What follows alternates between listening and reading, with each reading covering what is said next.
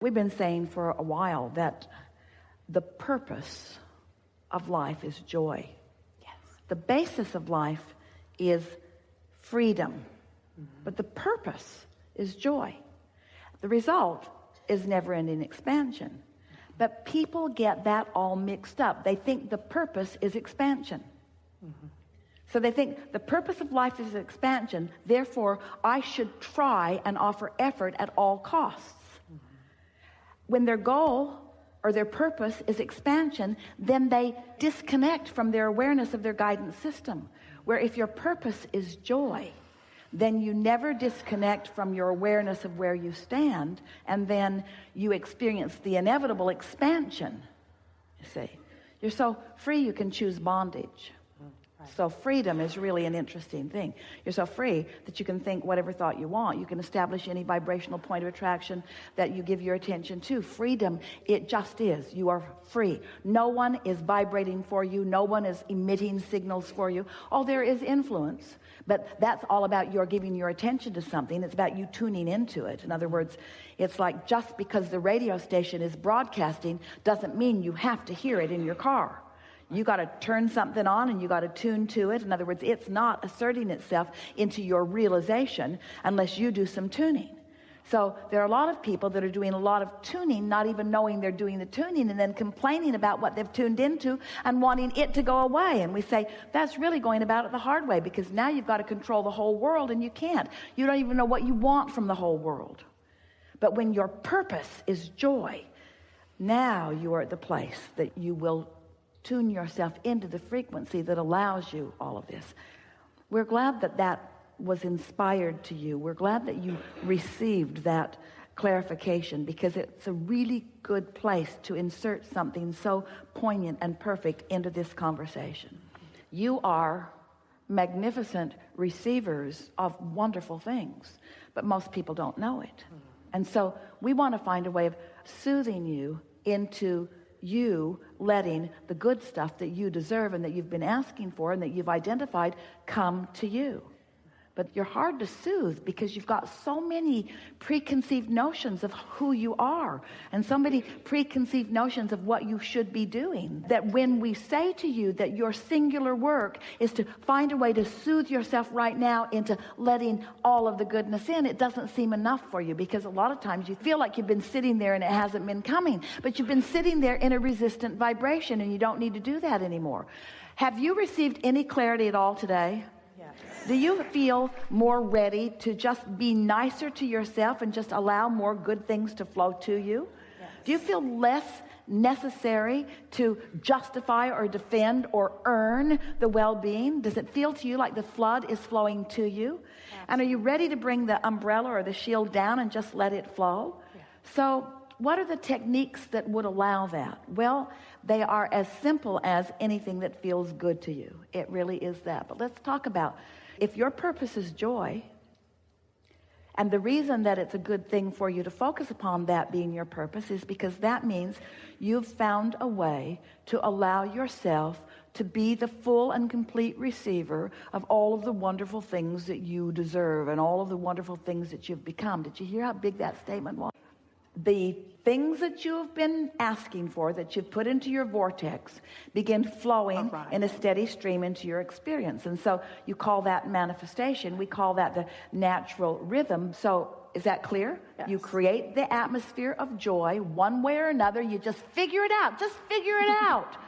Don't ask us how to do it. Look at stuff and it feels joyful. Keep looking at it. And if it doesn't, look somewhere else. And just keep looking around until you find things that feel good. Think thoughts until you find some that feel good. And when you find some that feel good, remember them. Remember them. Esther found a new app. She was so excited to find it because she's spread out all over the place. And the app is, where is it? Where is it? And so, well, there it is. So now where's my phone that has the app in it that says, where is it? Where is it? Where is it? Well, she wants to remember where she's put things, and we want you to remember the things that you found here. So what's the purpose of life? Joy. And where do you find that? Well, you got to kind of look for it at first, but you find it in not complicated places. Don't look for it in those hard relationships. And don't look for it in the government. Don't look for it there. And don't look for it on CNN either. In other words, look for it in logical places. Look for it in nature. You'll always find it there. Outdoors, look for it in sure places. In other words, look for it where you think it might be. Look for it where you think it might be. And why are you looking for it where you think it might be? Because you want to find it. Don't look for it where you're not going to find it. Look for it where you're very sure that it's going to be. Where are you going? I'm looking for joy. Where is it? It's around. Well, how are you going to find it? I'm looking in all the easy to find places. I'm looking in the logical places. When you go into your kitchen and you need a frying pan, do you look in the refrigerator for it? Do you look in the wastebasket? Don't you look in the logical place for it? Don't you kind of pretty much know where things logically are? We know you live with some unreasonable people, and sometimes things aren't where they logically should be. We know that every analogy is a little off in some ways. So what's the purpose of life?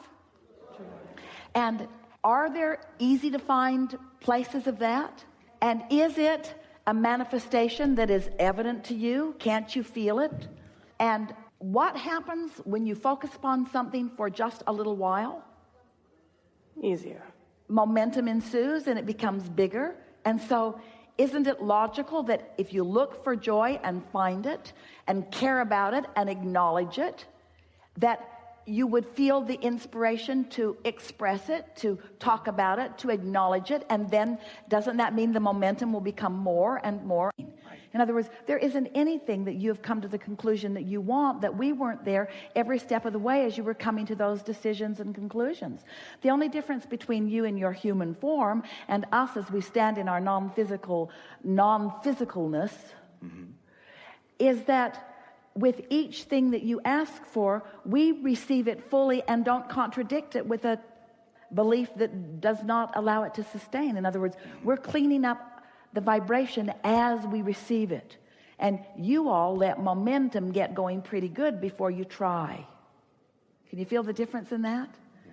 That's why if you meditate and you feel good and you move out into the day and you start not feeling so good, you're more likely to change your focus of attention in order to maintain your feeling good. Have we convinced you? Do you believe this at all? Do you believe that feeling good is an advantage? Yes. Yes. So do you feel good for the advantage it brings you? This is a trick question. Be careful. Or do you feel good because it feels good to feel good? That's the right answer. In other words, it feels good to feel good. And the reason it feels good to feel good is because when you feel good, all of you is there feeling good. You're not keeping any of you out. You're not blocking yourself from the clarity and the well-being and the stamina and all of the stuff that source energy is. The energy that creates worlds is flowing to you and through you. And when you feel emotionally good, you're allowing it, you see. We think that's a big deal. We think feeling good should be such a dominant intention that if somebody comes to you complaining, you just say to them, hey, hey, hey, hey, I love you. Goodbye. Yeah. I want to feel good, and I can't feel good. And isn't it interesting how they seem to demand your attention? Hey, you listening to me? Not really. Not really. I got my headphones on, a neck pillow around my neck. I want you to hear what I'm saying. I know, I just don't want to hear it. I don't want to hear it. And we know you feel that you will be socially unacceptable. It's sort of what we were talking about a little bit ago, because people have things that they need. The world around you needs you to perform certain conditions in order for them to feel good. How's that working out for you? That's really the thing that you have to ask yourself. If you are not selfish enough and you are self-oriented, if you're not selfish enough to align with the total self that is you, you've got nothing to give. You came for joyous expansion, you see. So you're going to have to train those around you a little bit to understand who you know yourself to be. That you are pure positive energy and you like it that way. And you are a lover of unconditional love and you like it that way. And it won't be long before you will have trained yourself into this frequency that then you can move among any conditions and not lose your balance. We're not trying to get you to make everybody go away and go live in a hole and hide yourself in a corner away for 11 days from everything else. We're not trying to get you to do that. What we really want you to do is to find your balance and then get out there with a vibration that is so well practiced that it doesn't matter what comes your way, your alignment with source energy is dominant. You know, that's what's going on your planet. You freak each other out unnecessarily. But your planet is spinning in its orbit in perfect proximity to other planets and will continue to be so longer than you can do the math. The becoming of this time-space reality is improvement. You are not devolving, you are evolving.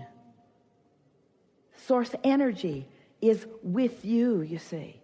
Now you can find nitpicking things and use them as your reason to deprive yourself of your share of this alignment that's right there flowing to you and through you.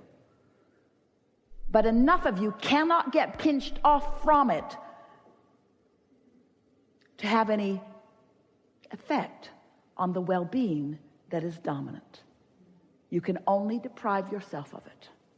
You will never deprive the whole.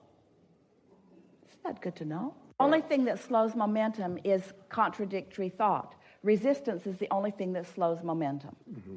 So if you are aware of the way you're feeling, and the way to speed momentum is by reducing resistance. And the way to speed resistance is to become more specific. The way to slow resistance is to become more general. Mm-hmm. So you be general when you feel resistance. You become specific when you feel no resistance. You become general when you feel resistance. You become specific when you feel no resistance. Until soon you can feel yourself just moving this along. You get to decide how fast you go. Esther loves that.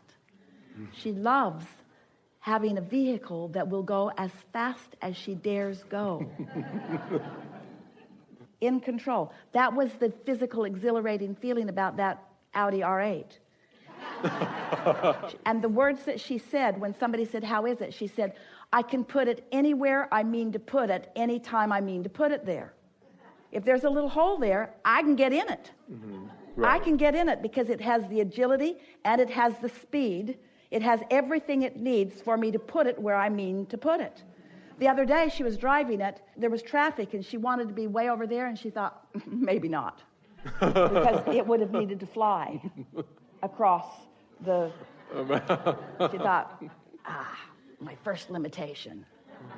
But you get what we're talking about. Yes. It's the awareness of where you are and the realization of where your power is. Let's say it to you this way. The energy that creates worlds is the power. And it's all queued up, and it's at a very high frequency and speed, and it can accomplish anything. Right. So what you're talking about as a utilizer of this current or energy is effectively using it to the degree of your ability to receive it and direct it. Yes, yes. So it's not about the power itself, it's infinite. It's about your ability to focus it within the confines of your understood limitations. Ooh. And your limitations can become more understood by you if you are emotionally savvy, if you are emotionally aware. Right. So it really boils down to something as simple as, if it feels good, give it more attention. If it feels not good, give it less attention. Absolutely. And the less good it feels, the less attention you want to give it. So actually what we're talking about in this unconditional love, we're wanting you to guide yourself into attention to conditions that are wobble-free. In other words, it's about offering attention to something that allows the fullness of you to flow. Right. We've offered an analogy for a long time. If you're going 100 miles an hour and you hit a tree, it's a big problem. If you're going 5 miles an hour and you hit a tree, it's not such a big problem. So if there are trees that you haven't dealt with, slow down. Slow down. But once the trees are out of the way, then go have fun. It really is about that. Yes. Clear enough? Absolutely. We think this is a really good time for a segment of refreshment.